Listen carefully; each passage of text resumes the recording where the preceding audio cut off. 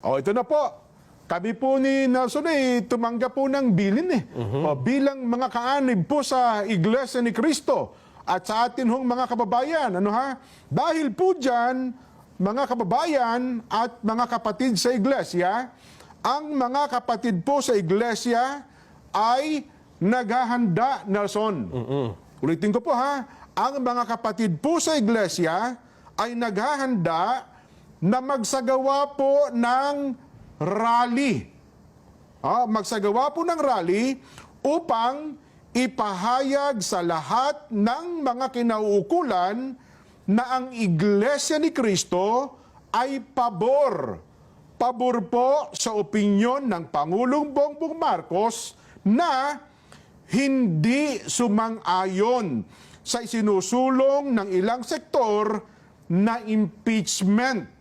Dahil maraming problema ang ating bansa na dapat pong unahin ng ating pamahalaan.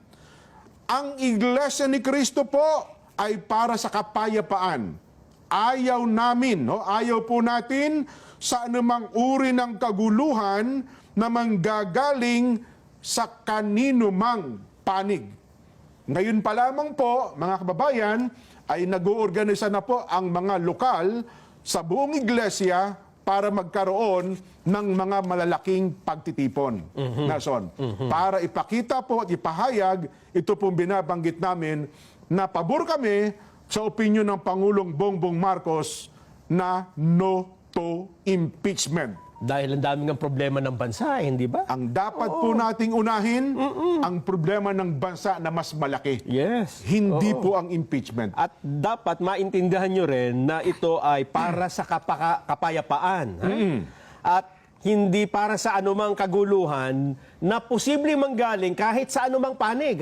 Tama. Dapat yun ang maintindihan natin. Wala tayong pinapanigan, kundi yung pagkakaisa at kapayapaan ng bansa.